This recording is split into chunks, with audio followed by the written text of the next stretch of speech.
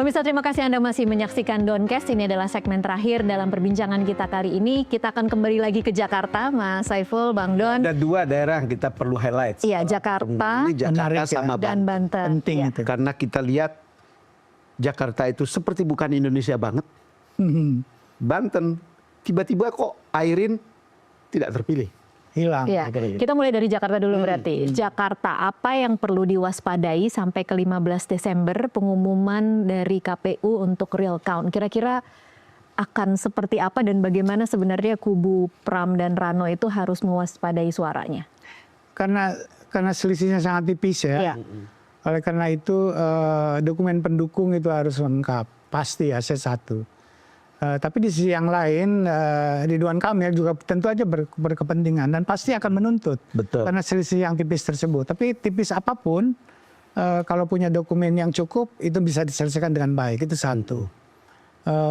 Ini yang paling penting, KPU jangan main-main di sini. Gitu.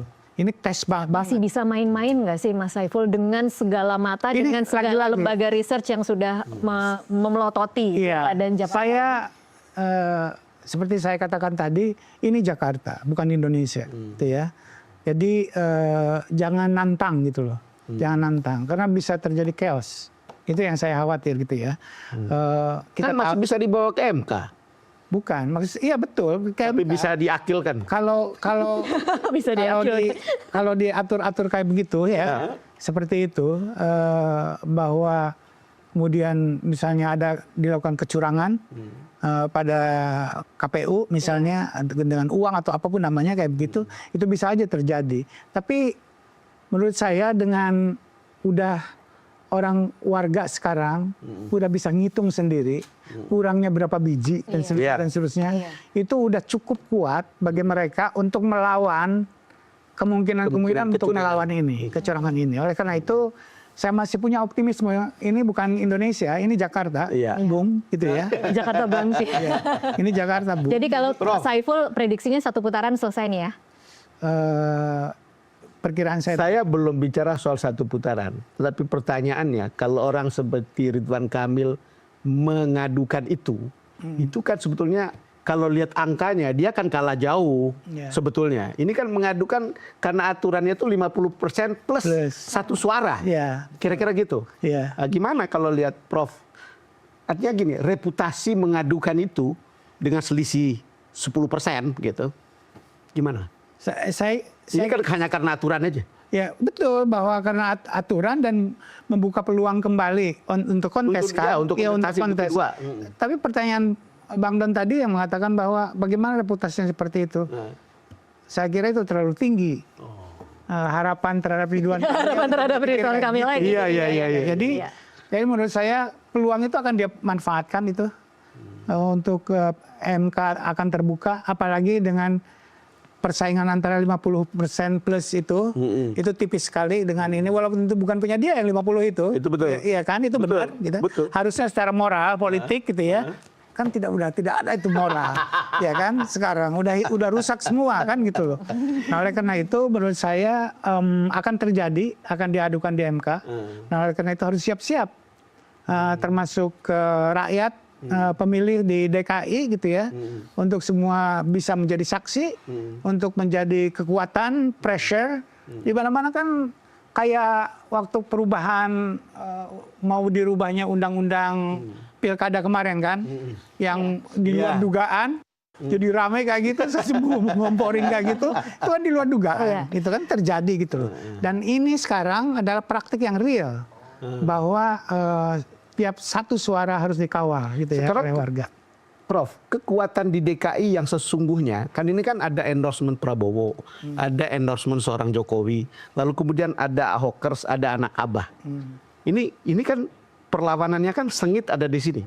Kalau kita lihat, kenapa endorsement Prabowo maupun Jokowi hanya menghasilkan 40% suara untuk Ridwan Kamil? Ini Jakarta, Bung. Ini Jakarta, Bung. Jawabannya itu ya? Jawabannya Jakarta. Ini Jakarta, bukan Indonesia. Kalau Pak Prabowo dan Jokowi dijual di Jawa Timur atau di Jawa Tengah, dia akan laku. Atau di Banten, atau di Jawa Barat. Di Jakarta belum tentu. Karena apa? Kalau kita lihat tracknya ke belakang, Jokowi lawan Fogo itu 2 putaran. Betul. Nggak gampang, you know. Anies satu putaran itu karena ada unsur-unsur yang aneh-aneh tersebut gitu Iya. ya. Terus kemudian kita juga lihat bahwa Pak Prabowo tidak menang besar di Jakarta, dalam Pilpres kemarin. Kalau dijumlahkan suara Anies dengan suara Ganjar itu lebih banyak daripada Pak Prabowo. Artinya apa? Di sini lebih plural, lebih rasional karena kelas menengahnya lebih banyak. Dan itulah kira-kira 50 tahun yang akan datang Untuk Indonesia. Kita berharap begitu, Oke. jangan tunggu 50 tahun. Mudah-mudahan lebih cepat. Bisa nggak tahun 2029? ya itu dia. Oke, kita masih punya sedikit waktu untuk bahas sedikit Banten. Apa yang terjadi di Banten menurut Mas Saiful? Surprising. Bukan surprising ya, bikin shock. Saya bukan pemilih Airin, saya punya hak pilih, tapi saya kemarin terus terang aja saya tidak menggunakan hak pilih saya karena saya kedua-duanya bagi saya di luar kriteria saya, gitu ya. Tapi saya tahu Airin kerja 5 tahun sebelumnya. Ya. Dan udah saya mengamati gitu ya survei dan seterusnya dia udah paling kuat. Angka survei menunjukkan dia yang menang. Dia yang menang. Tapi tiba-tiba Sony yang nobody knows gitu ya. Saya sendiri tidak yang ikutin politik tidak tahu siapa itu Sony. Tiba-tiba dia terpilih mendapat suara yang banyak. Saya di situ melihat ada suatu yang luar biasa terjadi. Apa itu? Menurut saya ya curang. Menurut saya ya. Itu hipotesis yang harus dibuktikan gitu ya. Karena itu aneh banget. Itu keluar dari apa yang selama ini saya pahami gitu ya, tentang bagaimana hubungan antara perilaku pemilih sebelum pemilu dengan pemilu itu sendiri. Kalau Mungkin kemudian nggak, sorry Tas, Iya. mungkin nggak penyelenggara pemilu, entah KPU, entah Bawaslu, punya pikiran seperti Prof. Saiful Mujani yang mengatakan tesis ya, hipotesis, mengatakan itu curang, lalu kemudian dibuatlah atau dilakukan action untuk menyelesaikan kecurangan itu. Bang Nur masih percaya sama KPU, sama Bawaslu. Berat dijawab. Dijawab. itu jawabannya. Iya. Iya. Iya. Jadi kalaupun memaksakan akan gugatan ke MK akan berat juga menurut Mas Saiful. Saya kira berat, kecuali dia memang dan biasanya susah membawa bukti-bukti yang serius untuk menunjukkan kecurangan-kecurangan tersebut. Bisa aja diulang lagi pemilunya gitu ya. Itu bisa terjadi dan menurut saya MK sekarang orang-orangnya sedang merasa diuji untuk masalah kebenaran kayak gitu ya, integritinya lagi diuji dan kalau ada yang ngajuin itu kemungkinan akan diterima gitu ya. Akan dilayani dengan baik. Nah, cuma masalahnya adalah apakah Airin punya cukup kekuatan bukti untuk bersidang di MK untuk membatalkan hasil misalnya kemenangan Sony di Banten. Harapan saya sih bisa, tapi kalaupun tidak bisa itu memang berat dan Kalaupun bisa melihat komposisi hakim MK saat ini masih bisa ada harapan atau bisa. masih bisa? Percaya saya. Kalau di MK-nya ya, Iya, kalau di MK-nya. Udah terbukti kok kemarin dia membuat hukum baru kira-kira begitu ya tentang pilkada gitu ya. Oke, Prof, udah selesai DKI sama Banten kan? udah. Kita kembali lagi tadi soal lapangan becek itu. Ini kan soal kualitas demokrasi kita. Soal diri kita. Ya, soal diri kita. Iya. Setuju. Itu soal diri kita, soal diri penonton sekalian. Ini kapan kita bisa berharap bahwa demokrasi kita itu punya mutu yang baik? Dalam pengertian mereka bisa betul-betul menghasilkan pemimpin yang baik, yang bersih. Karena itu mereka sendiri yang pilih. Tapi situasi seperti ini, itu gimana? Salah satu ukuran yang sederhana dari demokrasi baik itu adalah apabila demokrasi sebagai mekanisme itu digunakan sebaik-baiknya oleh kita untuk memberikan insentif terhadap orang yang memang berkualitas dan disinsentif atau hukuman terhadap orang yang tidak berkualitas. Itu loh Bang. Itu kapan? Ketika orang melek politik, ketika orang melek demokrasi gitu ya. Kapan itu? At least pendidikannya rata-rata harus SMA. At least gitu ya. Kita sekarang belum, masih lama untuk itu. Oleh karena itu kenapa Jakarta ini menyimpang? Karena basis sosial ekonominya memang menyimpang dari Indonesia.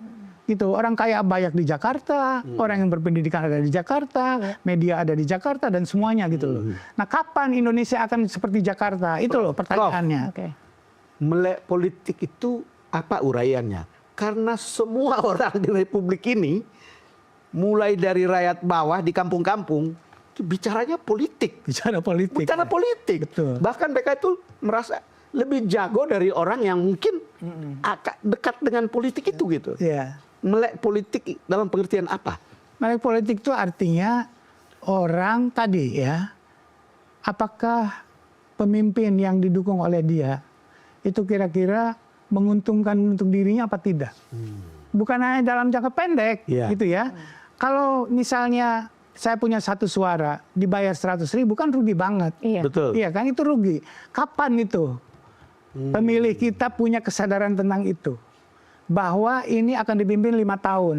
Masa ongkosnya cuma 100.000? Iya. Betul. 5 tahun itu. Kapan itu akan terjadi, Bang Don? Ngurus. Ketika orang sudah bisa menghitung gitu ya, ongkos dari semuanya ini, resiko-resiko apa yang kita lakukan, efeknya terhadap diri kita, terhadap publik dan seterusnya.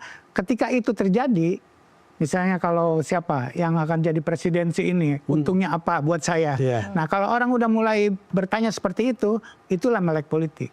Dan pembicaraan politik di kampung-kampung saya kira tidak itu. Oke. Tidak itu yang dibicarakan. Ya, kita tunggu serangan fajarnya. Nah, itu dia.